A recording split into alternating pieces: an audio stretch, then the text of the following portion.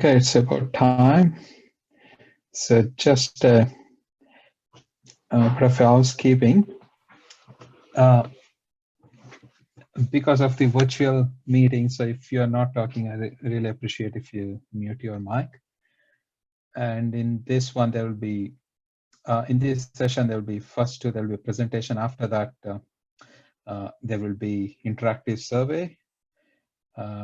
Sue Renee will run that survey. I would appreciate if you have in handy either your laptop or your iPad or your phone so that you can participate in the questionnaire. Then in the original plan, so we had a plan to run as a panel discussion with the directors of the infrastructure research and who runs the research infrastructure. We'll still try to do that, but others can jump in and then participate. This is basically the discussion is based on the outcome of the survey. We go through each of the question and then if somebody wants to add anything. So,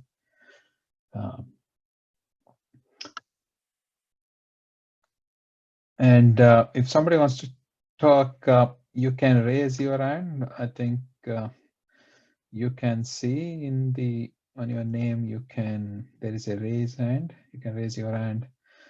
If that is not working, you just put a message and I can get back to you, kind of thing. So I'll be looking at the messages as well in the chat window.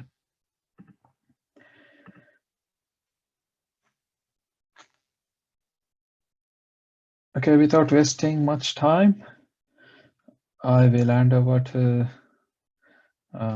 Michael Myrtle to provide an overview of GERI. Michael, do you want to share your screen?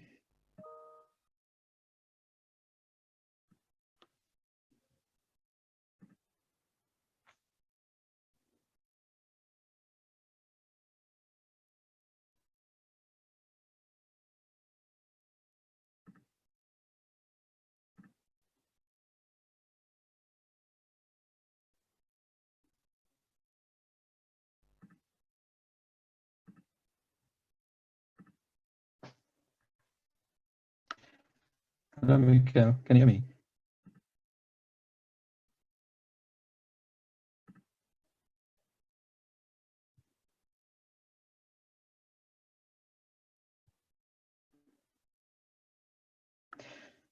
Hello, people, can you hear me?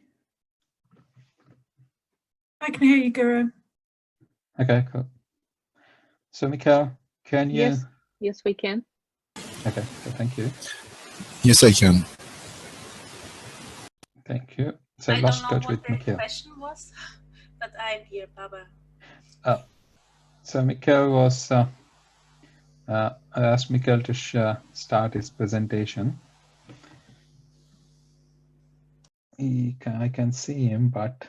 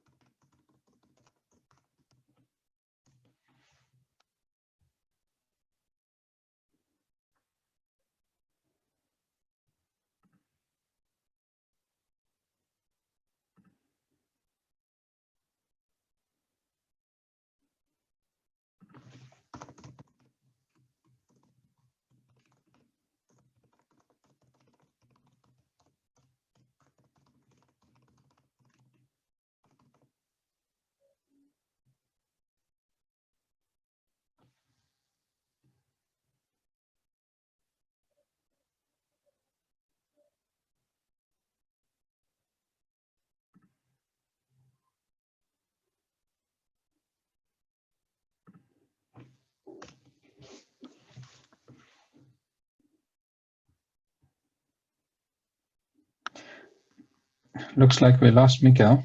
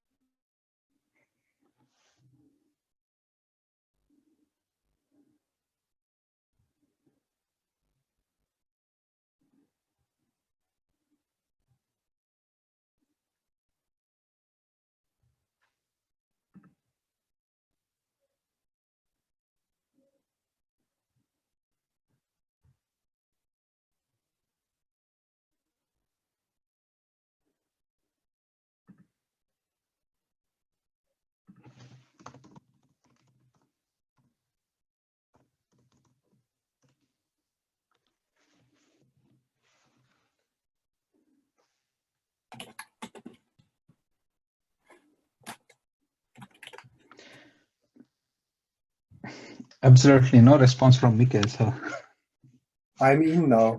oh, you are in now. Fantastic. The issue is that I'm losing connection and then I get an error message that the Zoom server does not respond. And it can't be an issue with the internet because I'm in parallel sending emails, etc. Okay. So my assumption is there is really an issue with the Zoom server currently.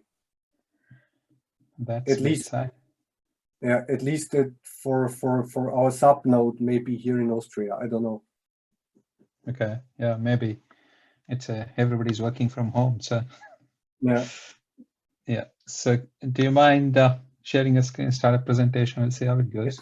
Okay. So let's try the best. When I drop out, well, sorry, I can't do anything about that. But Yeah. let's hope for the best. Let's hope it will be fine in another Yeah. 15 minutes. Okay. Good.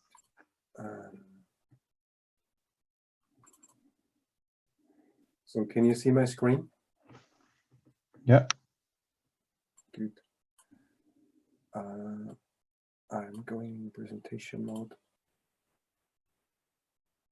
So the current presentation is mainly taken from a presentation we gave to the G8 group of senior officials. It's a group working on global research infrastructures, and it held a meeting in Shanghai last December, where we presented GERI, and there are some amendments from a more recent meeting of the GERI initiative in February in Washington. This February, just before the corona mess started. So if something is unclear, please interrupt me right away. If this is in line with your chair idea, Guru, so questions could be answered right away. The background of the Global Ecosystem Research Infrastructure Initiative is all the many components, elements of the global change most of you are anyhow fully aware of, and the conviction that we have to have a concerted response as research infrastructures, and specifically, and it's the focus of course of the GERI, the Global Ecosystem Research Infrastructures, of component ecosystem research infrastructures around the globe. And in principle, that's only one example we chose to show in Shanghai. We are working at sites. We are working on all kind of input and drivers, all kind of output. We are trying to tackle the long-term trends and the fast pulses, also catching the signals of the interaction between fast pulses and the long-term change. And we do that collaboratively already now. So the component networks of the global ecosystem research infrastructure have a culture in collaborating, and as this is a European example, it's for example indicated that ICOS and the ELTA side would coincide spatially. The entire initiative was in the beginning very much launched by the global LTER network, the ILTR, and I'm mentioning on the transition between more loosely organized networks like ELTA, the global LTR, and what we intend with a global ecosystem research infrastructure initiative. So most of you will know that ILTR was very much a grassroots initiative. So the many national networks with the many sites currently in about 45 countries, a huge variety of sites. What the network managed to do is to give itself a governance structure which is hierarchical from the sites up to the global coordination. And the main focus of LTR has been to produce good scientific output, reflected in papers, reflected in site-specific, country-specific network collaborations, but of course not producing something like a data product. So this term of a data product, I think, is new to many of these networks, but that's exactly where the research infrastructures come in. So how does the global LTR network touch this issue of the research infrastructures? What we have seen over the past decades was that ever different regional groups and strong players were setting the pace, were giving directions also for the global network. And this happened for Turn or with Turn, for example. The entire thing was initiated by USLTR.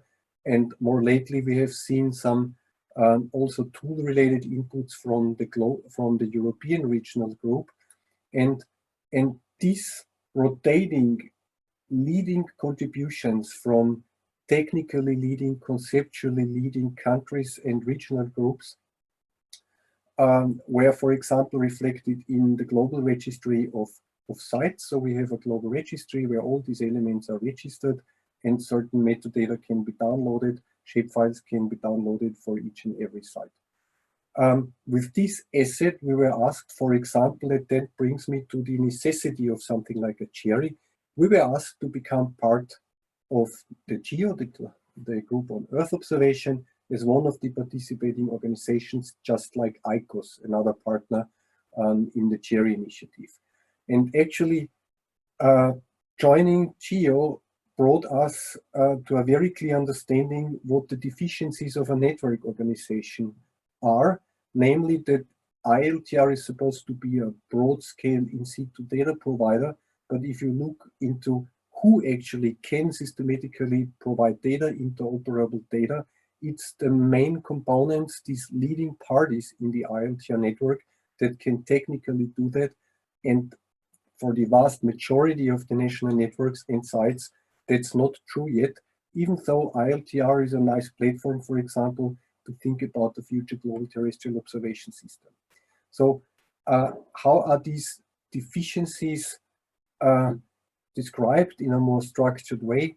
We have been using for 2 years now this mentioning of a management scheme called Six Sigma approach that comes actually from shipbuilding in Japanese shipbuilding industry, where from a small ship that's produced in a small village by a fisherman who uses all his imagination and experience and fantasy to build his own ship. There is a big difference to building a huge oil tanker, and this gradient from the idea space to something that's more formal, that's operational as an infrastructure and operational in terms of providing data products. This transition is reflected by the many elements in the landscape. So what you see here are the icons of the many networks like ILTR and more loosely organized networks here, bottom up, towards at the far end of the gradient, an infrastructure entirely top-down, central funding like NEON. And it's exactly this group that's already more to the right end of the story. ELTA, SEON, TERN in Australia, ICOS in Europe, CERN in China, and NEON in the US that decided, well, let's start an initiative for global ecosystem research infrastructure. That's in the DAMS. I mentioned that we register the sites there to get an overview. The map of the sites we have all over the globe. And of course, we are aware that this is not a global ecosystem research infrastructure in terms of global coverage, but it is in terms of, say, global gradients on the southern and northern hemisphere. This is the vision statement. So it's a site-based research infrastructure initiative, basically focusing on a better understanding of main ecosystems around the globe to support first excellent science as an infrastructure and inform political and managerial decision-making. And in terms of the covered habitats, the scope is from terrestrial to freshwater and coastal or transitional waters. And that's the vision, the idea. Let's see how we can formalize something like a global ecosystem research infrastructure. We summarized the programmatic challenges, and I think this brings us close to the actual issue of RDA and RDA participation and using RDA as a discussion platform. We are dealing with, and that's maybe the biggest challenge, a federation of distributed research infrastructure. And each of these distributed arrays itself consists of distributed sites. So a huge level of a heterogeneity by definition through the nature of this infrastructure. We are dealing with complexity in many ways in terms of the number of involved scientific disciplines, the required education, organization, and all the many crisscross data and workflows involved. The heterogeneity, I think, is self-explanatory here. Very importantly, we are also facing cultural diversity, and this is not only the cultural diversity across countries, across disciplines, it's also the cultural diversity related to the next point, the political and the funding environments. So each of the partners has a very specific context, driven by the shareholders, the sponsors of the very partner, and these relationships between the partner network in the GERI and its funders is strongly driving, of course, national policies, but also the international performance and targets and necessities for visibility, etc., amongst the partners. And what we want to do is, of course, capacity alignment in many senses, technologically, tool-wise, specification-wise, concept-wise, and I have here a remark that I should insert the data sharing issue, and I did that in a separate file, but forgot to delete this remark from the discussion with Guru. And this is this next slide. So taken from the Memorandum of Understanding of GERI, you see the main 8 bullets where we think there is high potential of collaboration. First, the system, hierarchical system of essential ecosystem variables, coherent standards, the registration of the sites, which is actually ongoing or almost finished, implement open data policies and increase the data interoperability, and of course, a liaison with existing global efforts like RDA that was listed 1.5 years ago, and that's the reason we are here in this session, and capacity building and human resources management, and of course develop a governance structure, at least in a first step for the process, but then also for a future GERI. Regarding the data streams, so going back here, we are striving for interoperability, and we have the ambition to be an ecosystem research infrastructure. And as a first effort in the context of writing an ExcelNet proposal in the United States, there was an effort to map the RIs against drivers of change and the affected ecological processes here to the left. And the thickness of the lines represents the number of data sets we could assess that are available already now. And this hopefully will be an ever increasing number. Last but one slide, we also work on a governance structure with rotating leadership. And as an important part of this governance structure, we also decided to go for a decision-making principle based on sociocracy that would bear with the cultural differences across the partners and have one central target, namely to take decisions that are good enough for now, consider concerns with the decision, but try to avoid wherever possible progress by strong positions and increase the security of the partners that their concerns will be considered, but we can progress if there is no strict veto on a given issue. We have achieved some visibility, I think, and this visibility led to the invitation to the group of senior officials of the G8. And I think that's the first success story that the GSO accepted GERI as a case study for further developing global research infrastructures, the concept, the recommendations, and also have a close eye on our process as an indicator, as a trigger for further developing the concept of global research infrastructures overall. Development and the path forward, upcoming efforts. We have monthly telecoms. There is a follow-up workshop planned in May. We are working on a white paper describing these mentioned frameworks and platforms the individual partners are facing in their funding and national strategic, scientific strategic contexts.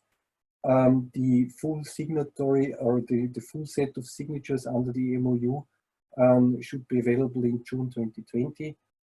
So there is, I would say, 1.5 signatures missing. And our contribution to the ICRI, the International Conference on Research Infrastructures, will focus on our experiences in governance issues and developing a governance for global research infrastructure. And we still plan to have a back-to-back workshop at the AGU 2020, December in San Francisco. Thank you. Thanks, Mikhail. So anybody have got any quick questions to Mikhail?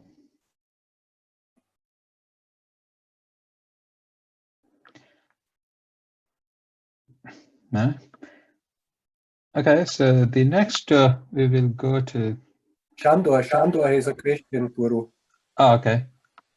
Sorry, Yes. Shandor, I didn't. No problem. Can you hear me? Yeah. Okay, thank you very much.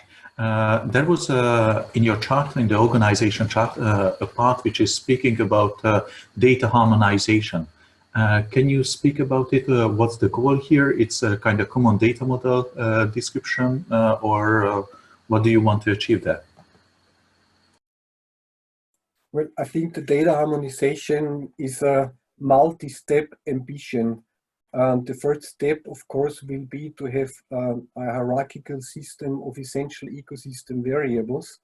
And then that will stepwise go down into more technical aspects of really having interoperable data sets that are described in a consistent manner and available through standard exchange formats. Regarding the data models, they are currently quite different between the participating partners, driven by their specific purposes, and also the technologies used are varying a lot. So for example, ICOS has a triple store approach, others don't. So there is a lot of work still to be done, and we have actually to have a more detailed discussion at which level this interoperability can be achieved, to what extent we can really enter technical and operational interoperability, or to what extent that needs by definition to stay more on a conceptual level. Thank you very much.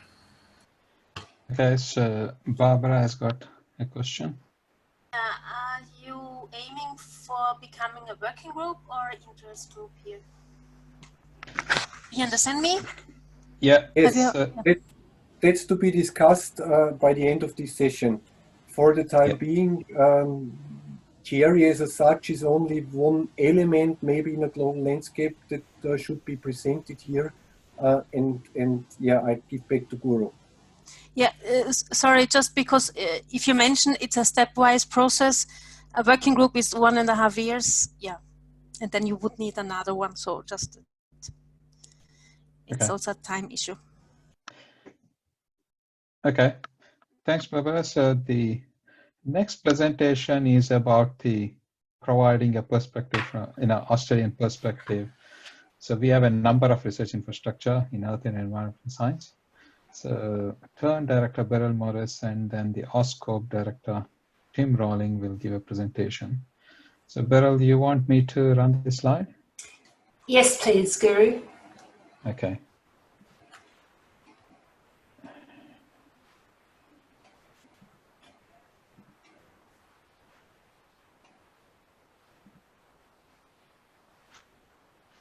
Can you go to the beginning? Yeah. Okay, so I think you're seeing the wrong thing. Just a minute. I'll just.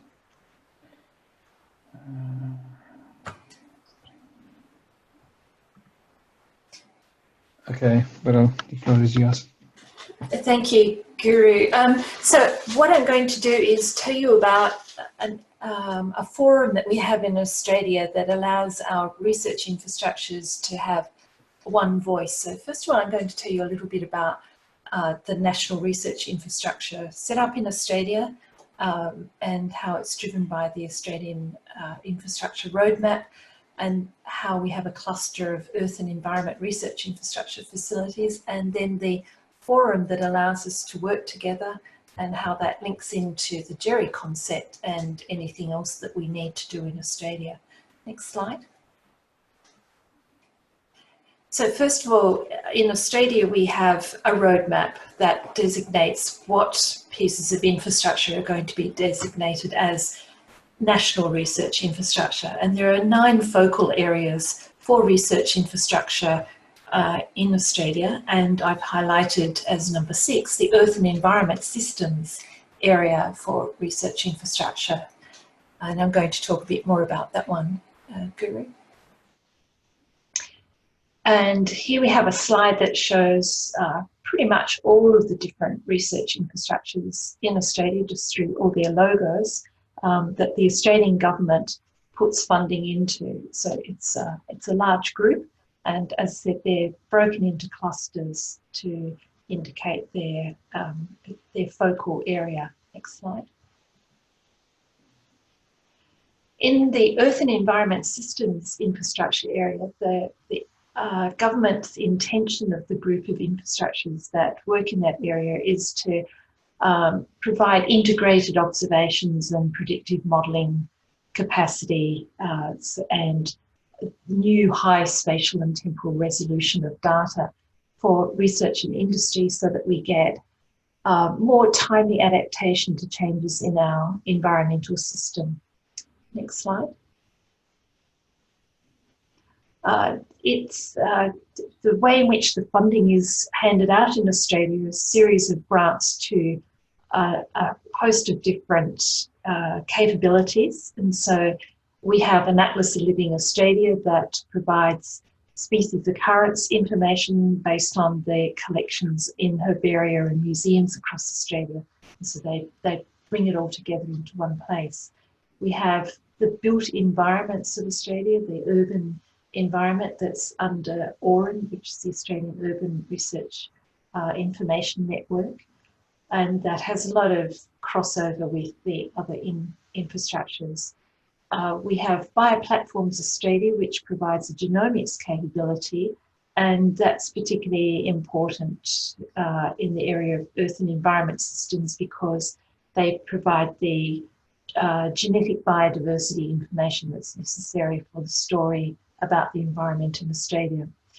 There is a Deep Earth capability, AusScope, that provides the under the soil level information of what is happening at deeper levels. And we have a marine capability called the Integrated Marine Observing System, and that goes right out into our international waters and links in with global ocean observing systems.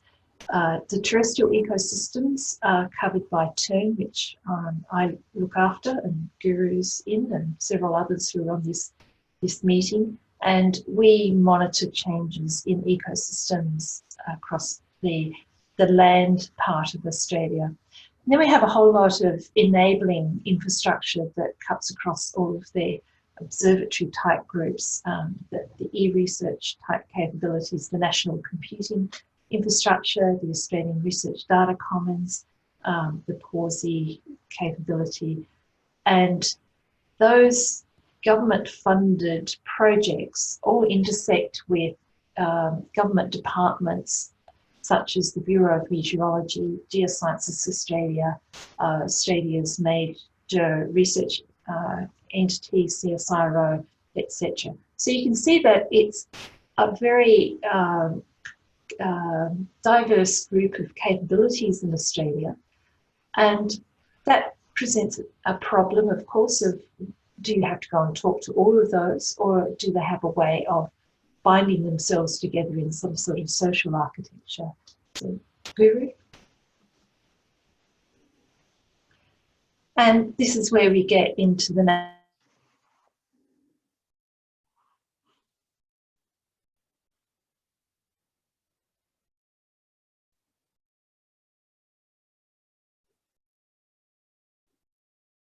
Hello, I can't hear anything more. Yeah, it just lost Beryl, I guess.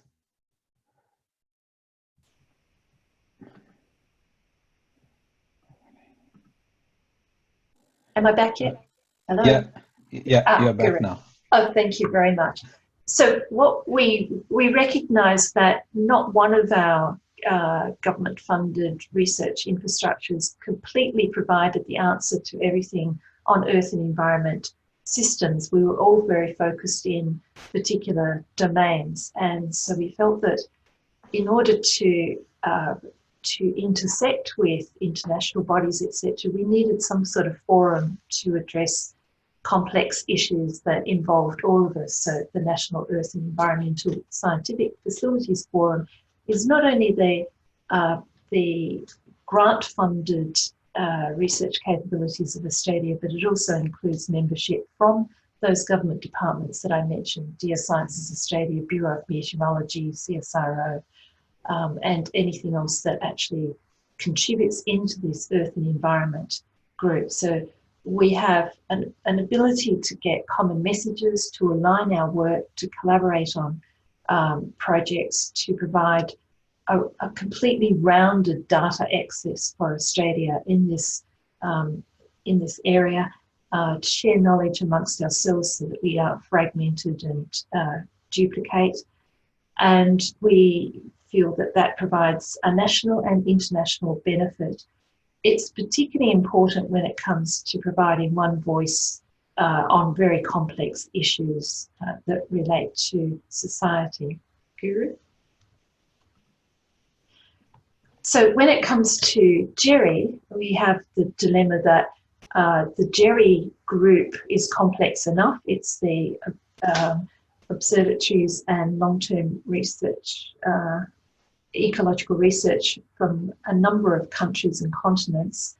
And so TERN, the Terrestrial Ecosystem Research Network, has great alignment with the mission, but it recognises that it doesn't really cover everything. But the NECIF group is quite agreed that TERN continues to be the member group on behalf of Australia to the GERI initiative, so that we can go to meetings, provide the vote, and then report back through the NECIF group to inform all of the other research infrastructures in Australia and take on board any queries and concerns that they have, and to harness all of the data, tools, and other resources that those groups have. At the moment, GERI does not cover oceans, so our IMOS group in Australia, the Integrated Marine Observing System, doesn't have a part to play, but it's very interested because of the intersection at the coastal area of land and ocean in what is going to be happening with GERI. Guru? There are quite a few other data initiatives that NECIF provides the ability for all of the groups in research infrastructures in Australia to work together. For instance, our Zoom meeting this morning is being facilitated by ARNet, and ARNet is trying to put together a storage and compute capacity for the research community in Australia. And instead of it having to go out and interact inefficiently with a lot of different groups, it can just deal with the NECIF forum, and we represent all of the research communities in Australia and the research infrastructures. So that's just one example. Guru? So the NECIF group through TERN continues to monitor the progress of the GERI initiative and acts as a forum to discuss any issues so that we have Australia's full set of earth and environmental data skills and tools going into this international initiative that is happening. Thank you. Thanks, Beryl. So anybody have got any quick questions to Beryl?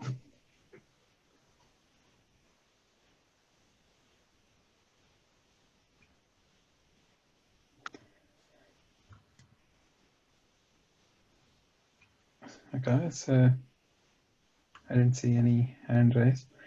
So if nobody have got any questions, so we move on to the next session. So So in this session, we will run a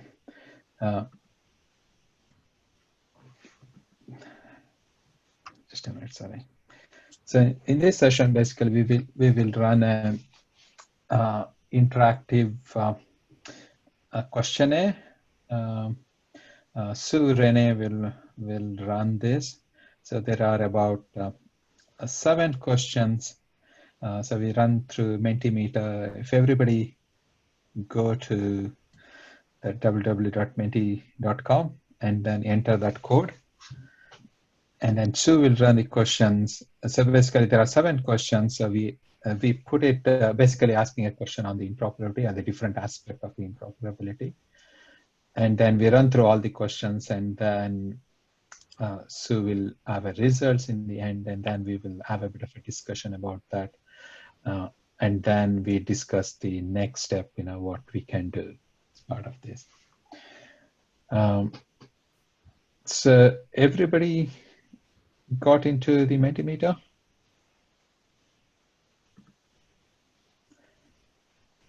Yeah. So anybody have any problem accessing it?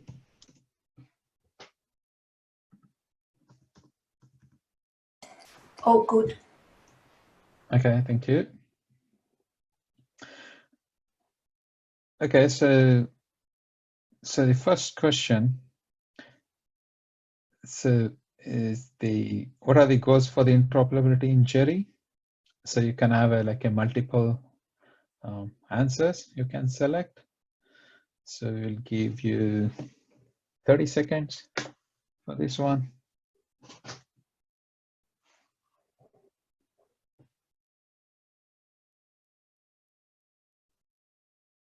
I need a bit longer. Sorry for that, Guru. I'm still logging in. Oh, is it? Okay.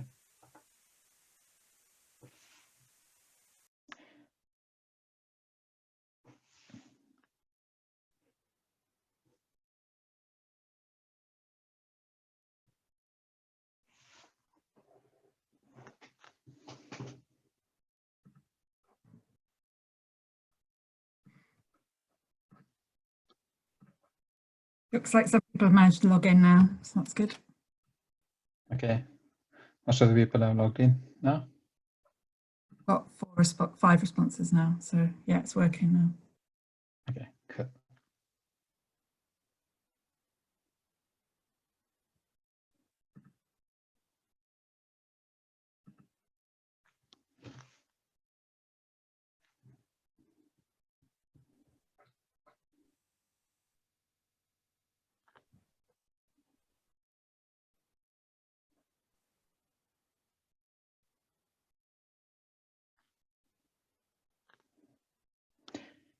So everybody's finished the first question? Looked like there were about 24 people on the call, so Yeah, so let us wait. Let us wait chance. for the, yeah.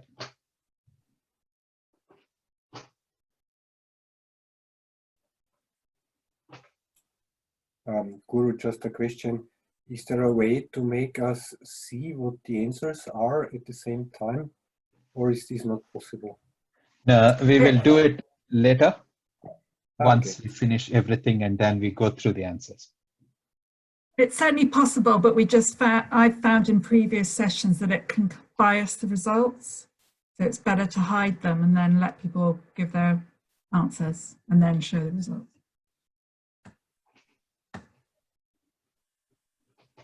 We just don't want to influence the answer.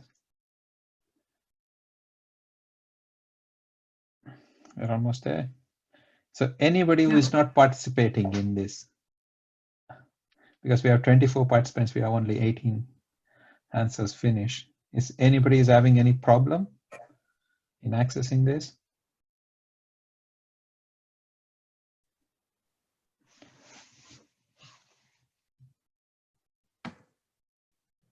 Okay, should we move on? Yeah.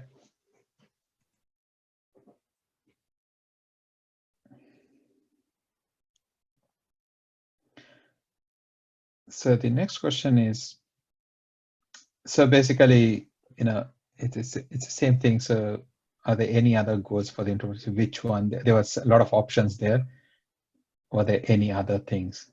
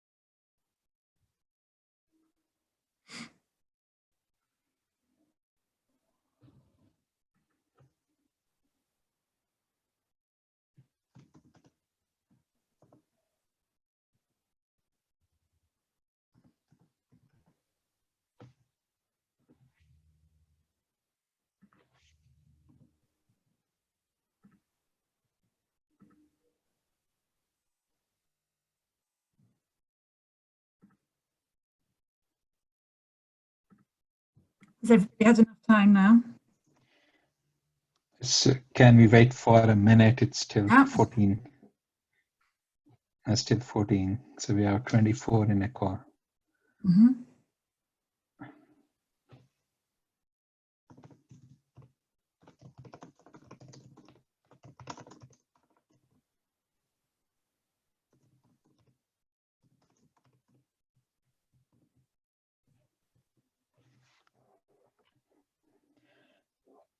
Okay, anybody want extra time? Can we move on? Move on. Yeah.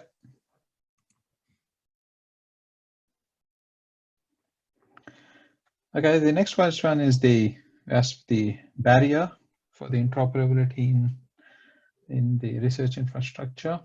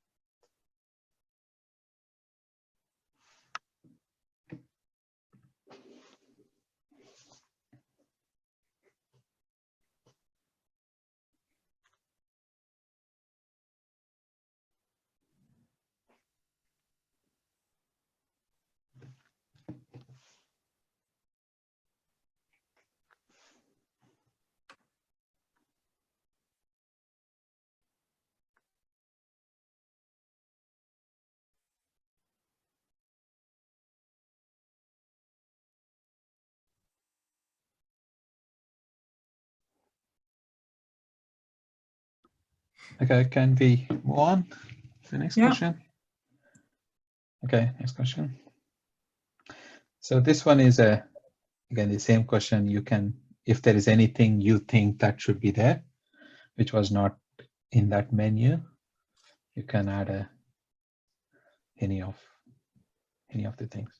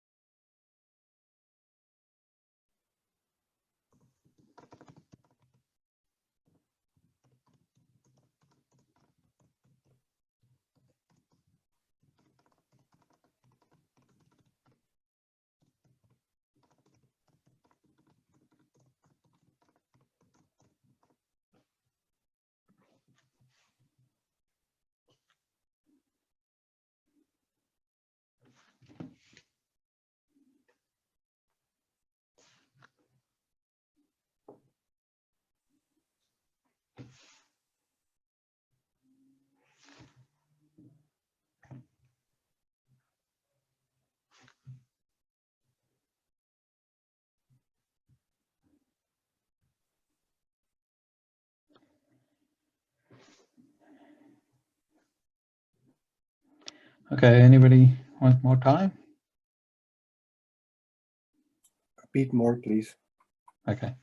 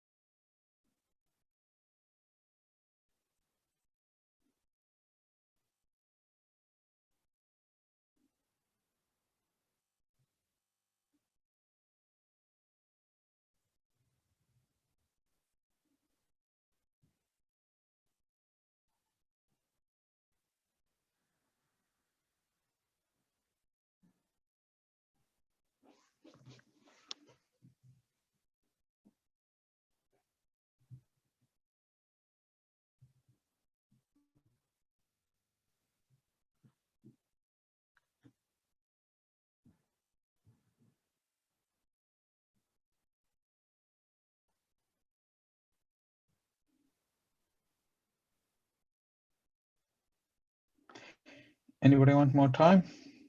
Can we go to the next question? Okay, we can go to the next question.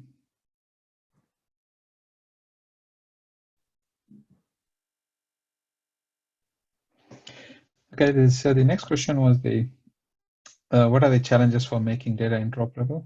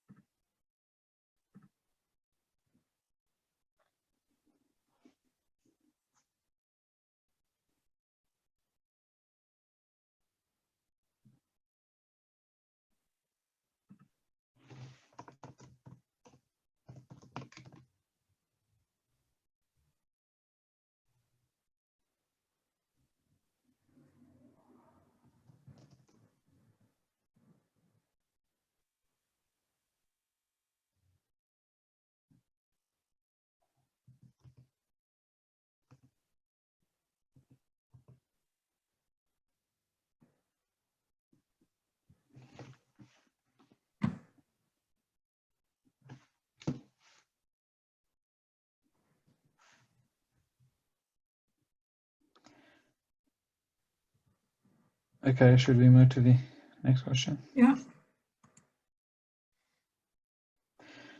Probably we can skip this in the interest of time, the comments one, Suzanne. Okay. So we go to the next question. Yeah.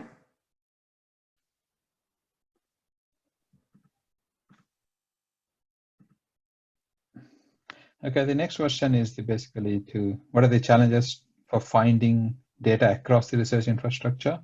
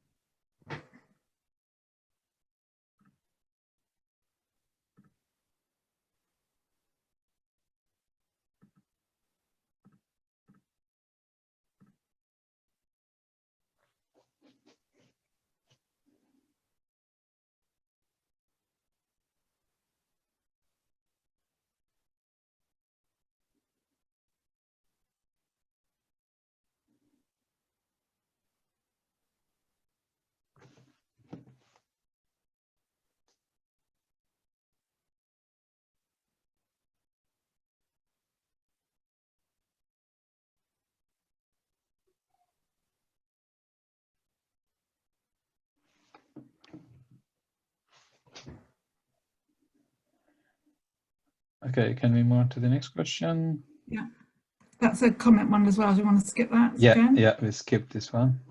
Mm-hmm. Okay, so the next one is the challenges for accessing data from different research infrastructure.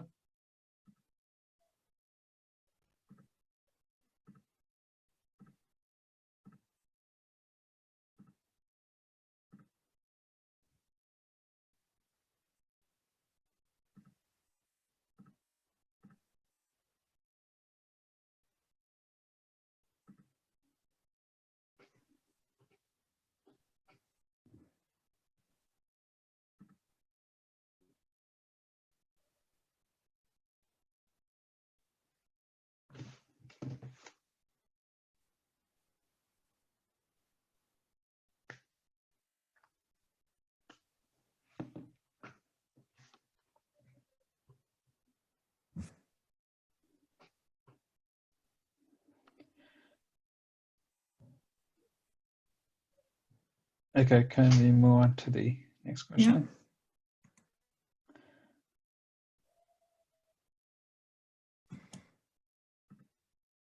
Okay, the next question is, what are the challenges for the data interoperability from a different research infrastructure?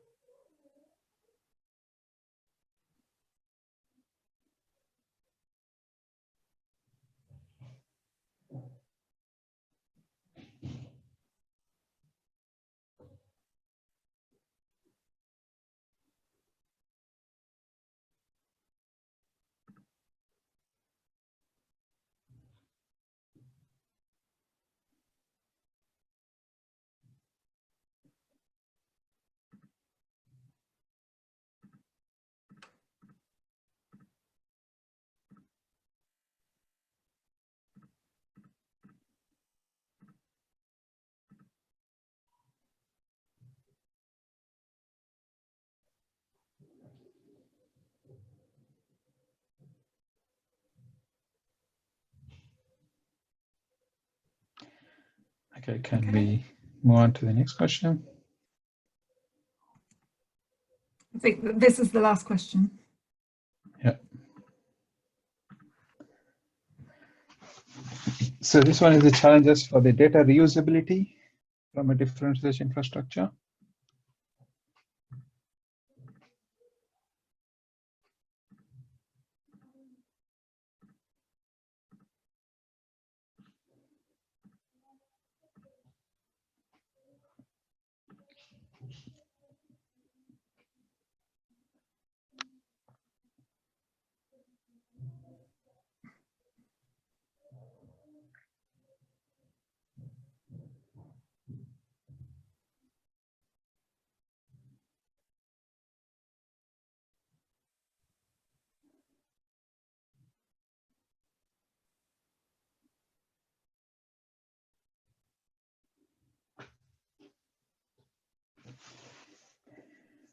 Okay. Okay. Yeah. I miss here something for the last question. So there was some missing. So I would have to add here something. The last one. Sorry, Barbara, you didn't get that question. Is that what you're telling me? Yeah, I would have liked to have the option to enter another issue that should be. Yeah. So Very we good. have. Okay. So we have that. It's just the interest of time. You know, we are skipping that one because we are.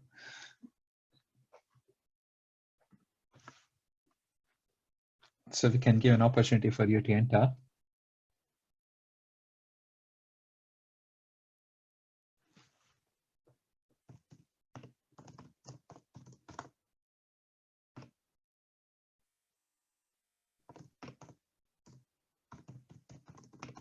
Done.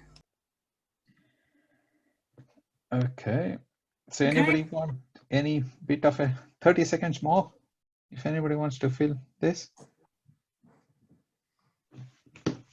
let's keep 30 seconds more.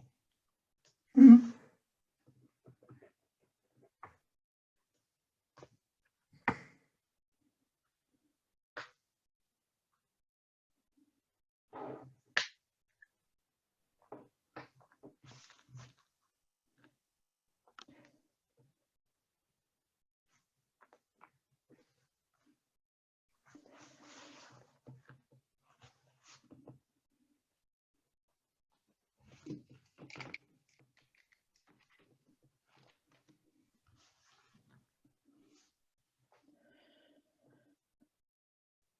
Okay. I think I'll finish the question. So, Yep. So do you want to run through the answers now? yeah. Okay, so now what we do is, we run through the answer. Probably we can have like a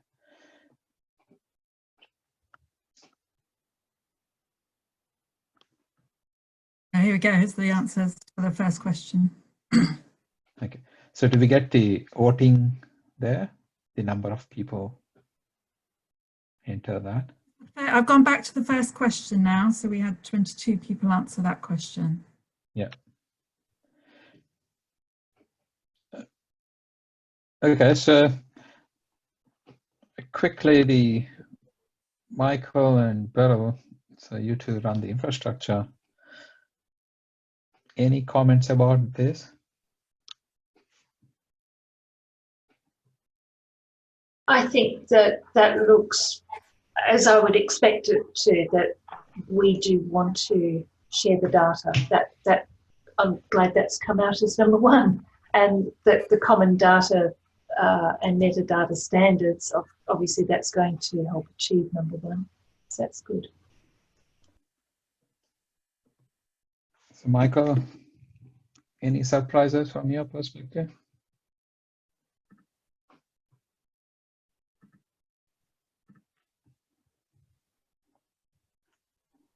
Did we lose Michael? So anybody wants to have any comment on this one?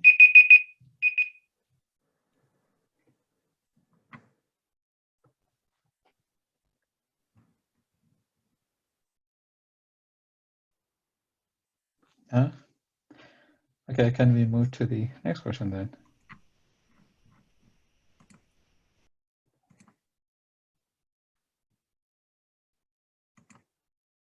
Yeah. Yeah. Okay, so the other goals.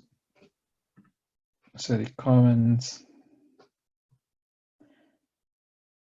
So the quality, to limit the duplication discovery of the data, one place not spread in different infrastructure.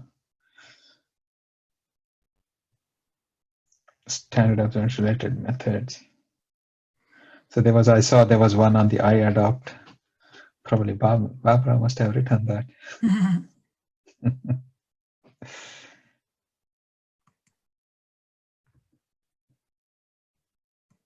So while going through, anybody wants to make any comments about this?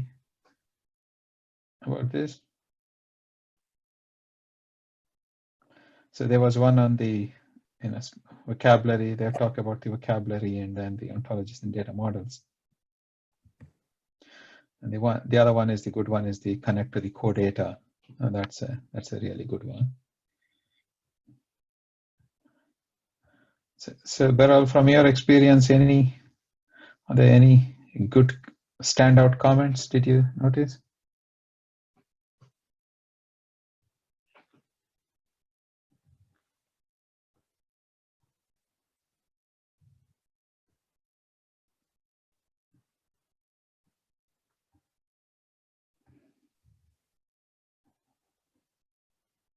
Probably we lost Beryl as well. Oh, sorry, you did lose me, Guru. I've just come back. I think the comments about standard things to measure, Yeah. to me are hugely significant. Okay. If everyone's not looking at the same thing, then you've just got lots and lots of data that doesn't line up.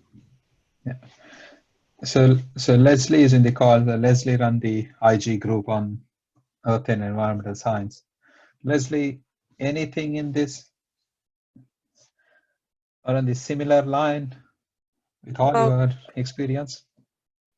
Yeah, I'll just sort of like a hint to you, because I've got to get my act together and get our session up on the system. But one of the things that we're getting strongly pushed into is just sorting out the vocabularies.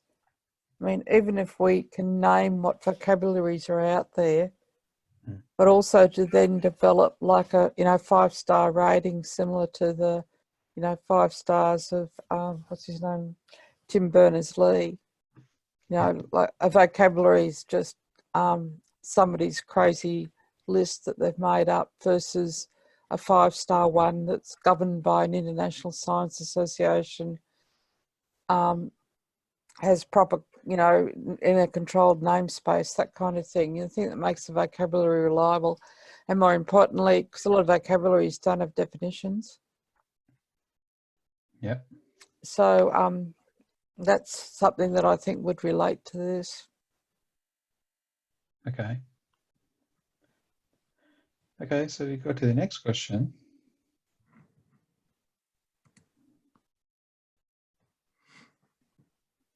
So barrier for the interoperability. GERI lack. So the number one is lack of coordinated activities between research infrastructure. And then the least one is the intellectual property protection. So do we assume that everything is available free for everybody? There is no issues? I'd argue that intellectual property has not been the burning issue. It was, say, 6-7 years ago or more, because of people moving more to the Creative Commons licensing. Okay, yeah, that's a very good point, yeah. Especially after the 4.0, it just become a well-established license, yeah. It's interesting, Guru Sparrow here, that most of these are cultural, behavioural type things. I mean, we've got some resources in there with the costs, but lack of coordinated activities would be something that could be sorted out in a forum. Varying goals is also something that can be addressed by more communication. Costs would be out of most infrastructure's control. And yeah, it's interesting that they're social type things on the whole. Yeah. Thanks, Parul. So anybody wants to have any reflective comments on this question? Yes, perhaps on the fourth. I think it's a good point to notice that funding agencies could perhaps be more implicated in interoperability. I think that they should address this point in their tender of call. You know what I mean? Yeah. Yeah. It's very interesting to see that this is the fourth criteria. Okay. Not the first, but Sorry, can I say I mandate? So I find this very interesting, this comment from you, because I am doing the whole interoperability activities without funding. It's only my interest, but I think it's so important. And if there would be more money on that, there would be more coordinated activities between research infrastructure, for sure. Okay. So Barbara, you are telling that there should be a separate, like a core funding for the to run the interoperability experiments. no, it should be just part of each of the activities or of the calls. It should be very important. Okay, so Ellen wants to comment. Helen? Yeah, I just was quite interested that the varying goals of the different research infrastructures was identified as a second, and yet not part of the research infrastructure strategic vision and direction is actually listed as sixth, because I think those two things actually go hand in hand. You know, the goals and the strategic vision and direction are part of the overall ethos for a research infrastructure. So I would have expected that the one that's listed as sixth to have been higher in this list, because I think that very much goes with the two that have come first and second. So I was quite surprised to see how low down the list that actually came. Okay. So anybody wants to comment on that?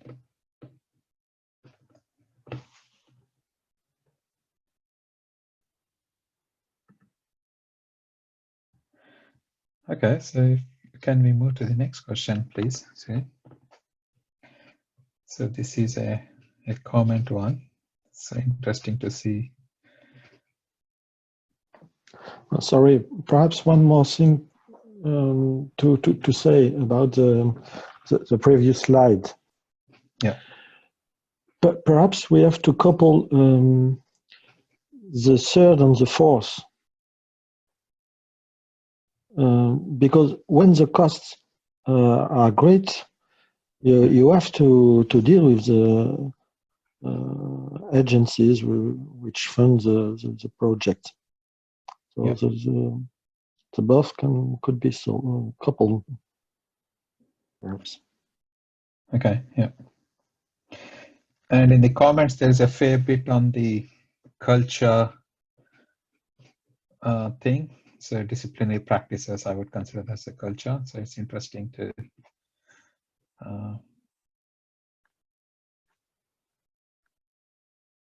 put up a pattern there. So the other one is there is no global funding schema. That's a really interesting one. That is, yeah, definitely, yes. The whole commitment of time. So anybody wants to comment on the comments one? Any surprises there?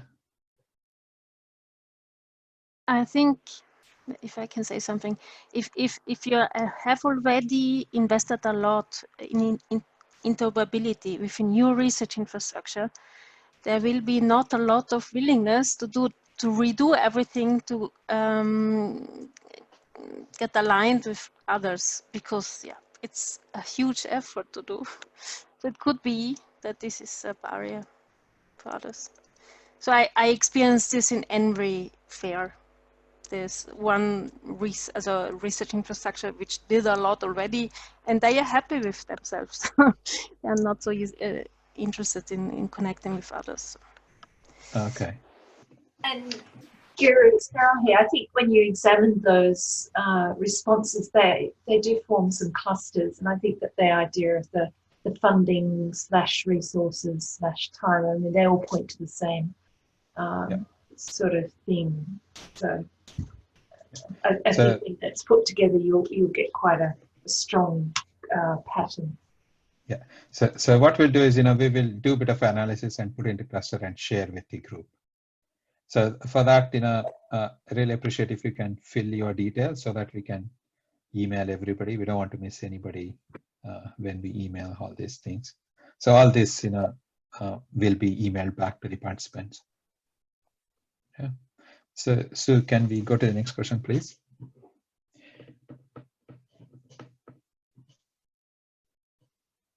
So this one was the next questions were more from a data perspective.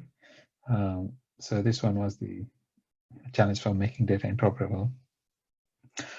So no price for guessing, lack of use of standard to describe data. It's the top one. Anybody wants to comment on this?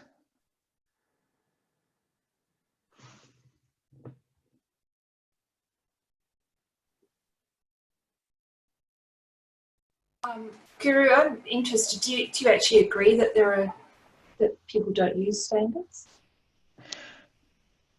Because of the diversity of the infrastructure,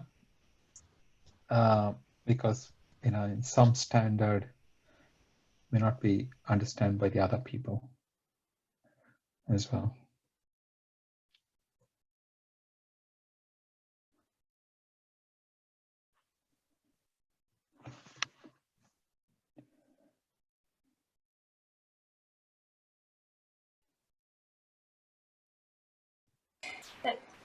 I think it's significant that standards for describing the data figures up higher than standards for collecting, which suggests that with the right descriptions of the data, you can make up for the shortfalls in different methodologies for collecting. Yeah. So anybody have any comment on that? The surprising thing, lack of common standard to exchange data is a third. I was expecting that should be first, kind of a thing. Yeah, I think it's the issue to make everything very evident, explicit, Yeah. and if it is explicit, you can better deal with it. Yeah. Okay.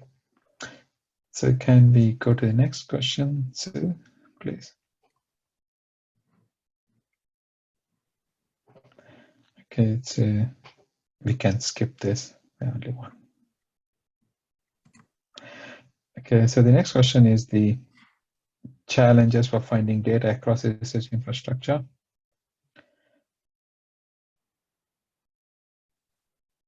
That's a good one. The dataset are not described with available metadata. So do we still think that that is true even now?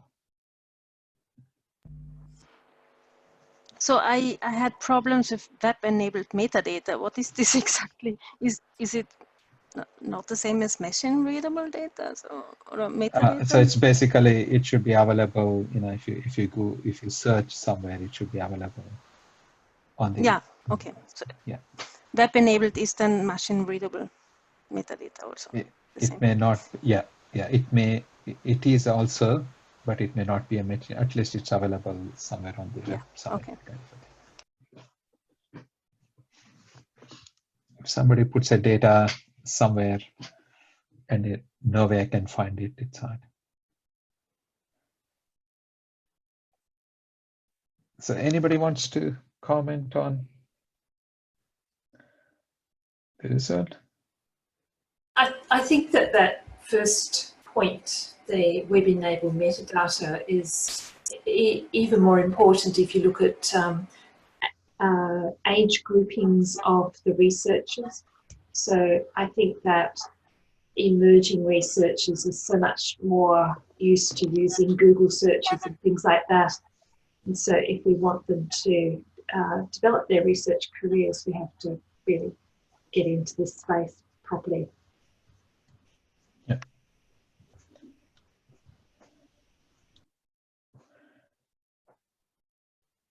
Okay.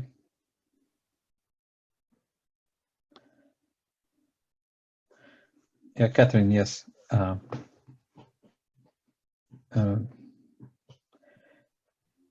Okay, so can we go to the next question?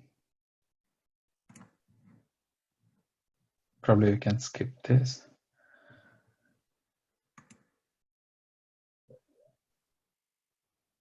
Okay, so the next one is the challenge for accessing data from different research infrastructure.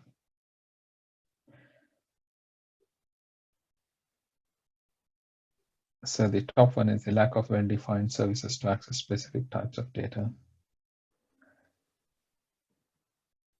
That is not a surprise. So is there any reason why we still struggle with that?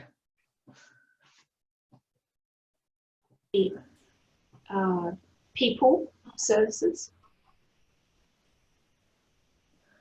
So you mean to say that we don't have enough people to do work, kind of a thing?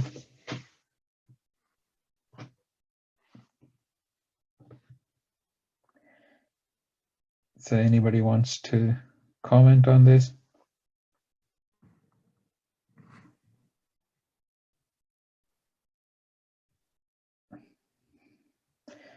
Okay, so can we go to the next question, please, Sue? I'll skip through that. Yeah, skip to that. So this one is a challenge for data interoperability in different research infrastructure. So the first one is lack of common vocabulary to describe data parameters. Leslie, I need to bring you on this one because you always, you're really angry if somebody, create their own vocabulary. Well, it's such a waste of time, but anyway. It's just that to actually, vocabularies used to be a nice thing to have, but now we're clearly moving into linked data. We need them, we need quality ones, and we need fewer of them. Because I know people tell me programmatically you can work across hundreds of vocabs, but yeah, why not start to agree? So like a lot of the geoscience community is grouped around a thing called GeoSciML. Yeah.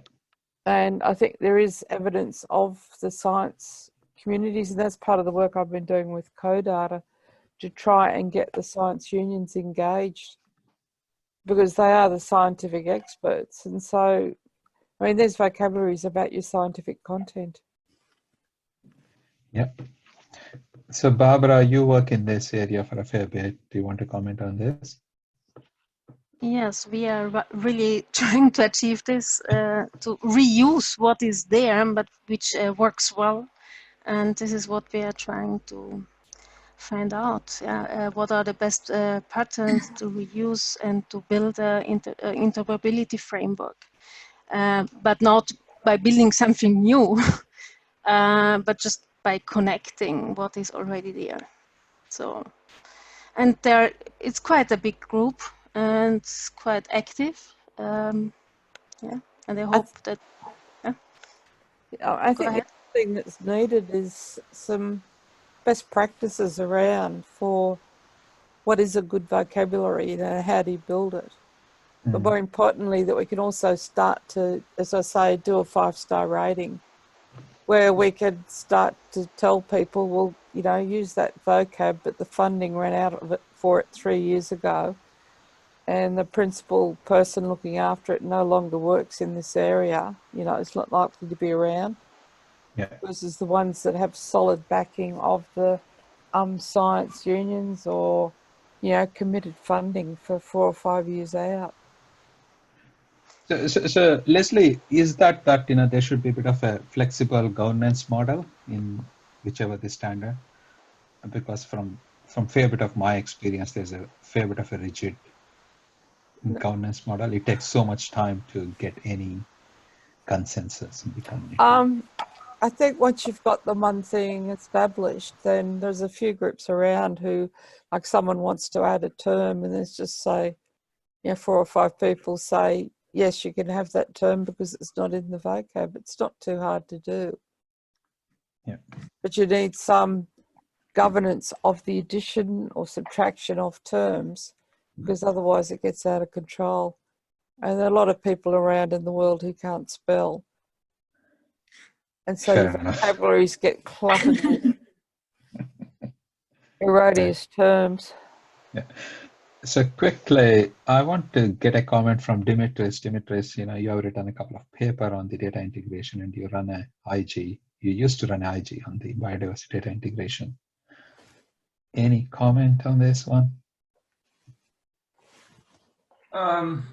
Thank you. My experience is really that I don't think that the major problem is the lack of vocabularies within the communities, at least. My experience is that depending on the maturity of the community, certain communities have developed quite extensively vocabulary, some of them more hierarchical vocabulary, some of them on ontological approaches. It is a problem, but I don't see it as a major problem. What I see as major problems here is 2 things. The first one is the which was a bit hinted by Helen in that sense, by pointing out the discrepancy between the strategic mission of the research infrastructures and actually their operational plans, which is not focusing on improving interoperability. And I think we should be asking ourselves, one of the things I'm still a co-chair of the disciplinary collaboration framework, IG, in RDA. And one of the things that we've been discussing there is that it's extremely difficult to build a holy grail of as an interoperability framework between research infrastructures. You have to build it based on use cases. You have to build it one by one, develop a corpus of interactions between peer infrastructures that demonstrate the value of that interaction. And I don't believe that the major issue is the lack of vocabulary. The major issues are around social drivers, and contexts in which infrastructures can flourish through their collaboration. Cool. Thanks, Demetrius. Can I just add here? It's not a lack of vocabularies, it's a lack of common vocabularies and a lack of using these common vocabularies. So it's saying more or less the same thing, but I just... Yeah. Yeah, I think that's the point, lack of common vocabularies, right? Yeah. Because I think one of the problems is, or this is what we're finding now in Vocabs Australia, there's just too many vocabularies. Because people are just spinning them up at will. And I agree, by emphasising the point common, it means that there is a shared vocabulary that people are working on. Yeah. Okay. And sorry, and I adopt this really going into this direction. Yeah, the common approach. Because also we have lists, but these lists are not very easily mappable to each other. So, and that's the issue, describing observable properties in the same way with lots of different vocabularies. This should be possible, but how? And this is the focus. So there's an old saying, and I think it came from Simon Cox, that the size of the group you can interoperate with is as big as the size of the group that knows and uses the standard you're using. Okay. And that puts it bluntly. Fair enough. Thanks, Leslie. Unfortunately, we need to move ahead. We have 5 minutes left. So can we go to the next question, please? I think we can skip this. We can skip this. That's it? Okay. So I think this is the last one, I guess. Yeah. Okay, challenges for the data reusability. So that one is really surprising. Community-driven standards are not used in this community data.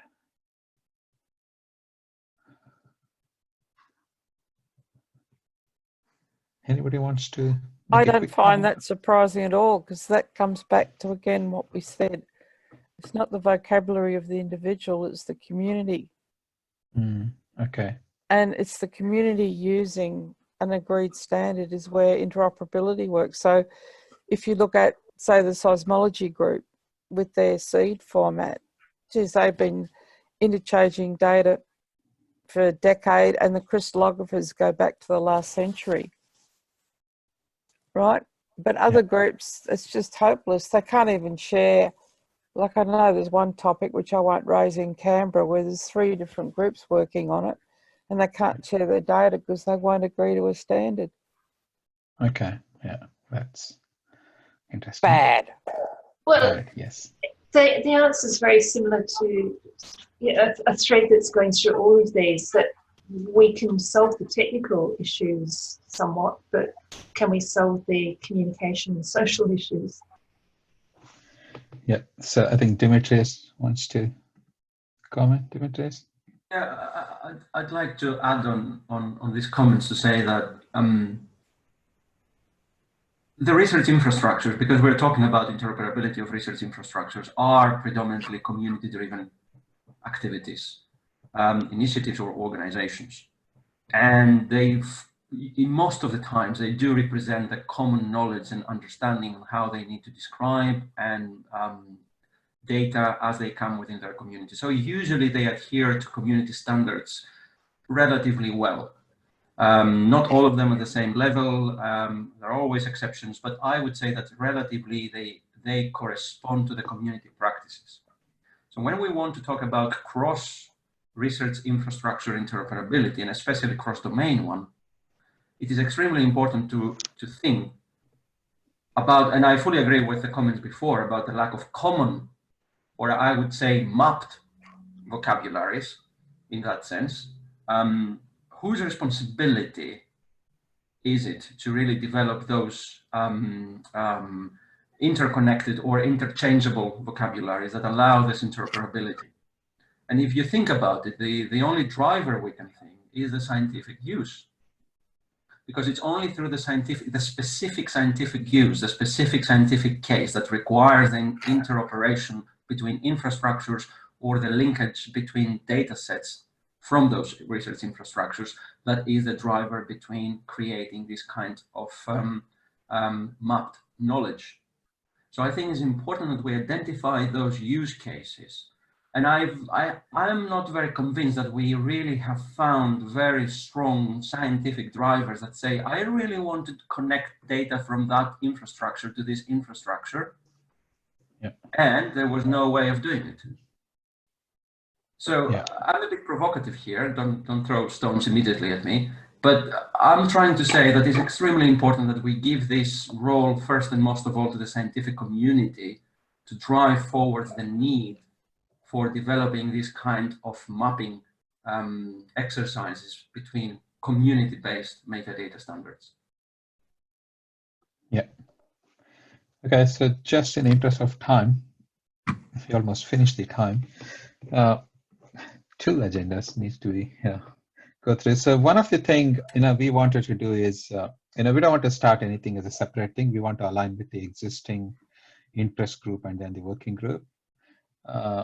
So Leslie, one of the things we were looking at is your interest group. You run the Earth, Space, Environmental Science interest group. So we have a biodiversity data interest group as well, the domain repository interest group. And from the working group perspective, the IADOPT and then the research data repository interoperability working group as well. So we want to align the activity to some of this interest group and working group, and then develop a case study, taking one domain at a time, kind of a thing. So is there any comment about that approach? Quickly, in 2 minutes. I think, yeah, look, maybe we should have a call because I think there is potential, because you know how much I hate overlap. Yeah. And yeah, and just as a heads up, seeing you and Beryl are on the line, that vocab project is going to be driven out of Australia with ARDC. So yeah. Okay. Yeah. Okay, so the next one quickly. So the next moving forward. So where should we go from here? So we will get all these things. We analyze the result and send it to everybody. So as a research infrastructure. So Beryl, you lead one of the infrastructure. We completely lost Michael. So any quick comment from you? So where should we go from here? So Guru, in Michael Myrtle's talk, he showed a number of working parties, and I think that there's been some fascinating contributions today to this meeting, and that would be good to keep the momentum going by getting that GERI working group on data together so that the foundations can be laid quickly, even if, Yeah. So any low-hanging fruit we need to pick up and then work on a small problem to see how these challenges can be met? The vocabulary came across many times, and I think that was the conversation that most people were interested in. And Leslie's obviously got something going through ARDC. Is that something that could be a low-hanging fruit to survey the different infrastructures and find out their maturity in this area and start working out what can be implemented straight away so we don't move too far apart? I think basically what we want to do is just find out what is out there and then come together as a community so that we come up with like a metadata standard for a vocabulary, something that, you know, not too onerous, but just gives the user an indication of how reliable that vocab is that they're going to use. And then I think if we can do that and start to point out the more reliable vocabularies, their uptake will increase. And then once you've got that and you've got more people adopting the same vocab or being able to map to agreed terms, then the interoperability really kicks off. Yeah. So Leslie, the iAdopt working group, basically looking at exactly the same thing. Probably it's worthwhile to talk to Barbara. So they have done a good survey lit review as well. Anu was involved in that one.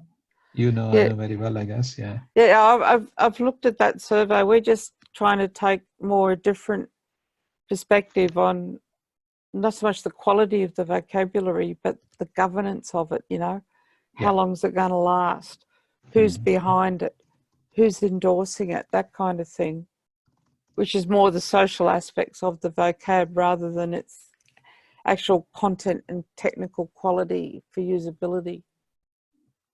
Yeah. Okay, so we're already 4 minutes over our time. I really want to thanks Sue, for setting up the Mentimeter, you know, running this survey and everything. Thank you, Sue, for your time. I really, really appreciate. Very welcome, and I'll share all the results with you. Yeah. Yeah, and I thank everybody for joining. You know, in this difficult, interesting time. I really appreciate from all over the globe. You know, we find that time where we took a pain. It's almost midnight here, so that we accommodate all the continents. So probably it was worthwhile. So we got a participants from most of the continents, which was nice. And correction, special thanks. It's past midnight here. Exactly. Yes. Sorry. That's why I was about to tell you special thanks to you. That was my sentence. Special thanks to Leslie. You know, I really, really appreciate your time, Leslie. Yeah, thank you. No problem at all. For coming. So thanks everybody. Okay. So we will send a meeting notes about this and then the survey results and everything to the people who attended this. Thank you once again. Thank you. Bye. Bye. Bye-bye. Thanks, everyone. Thanks, Guru, for chairing in such a pleasant way. Thank you. You are still here. I thought that you vanished. No, the problems with Zoom continued, but I'm back and thank you, Guru.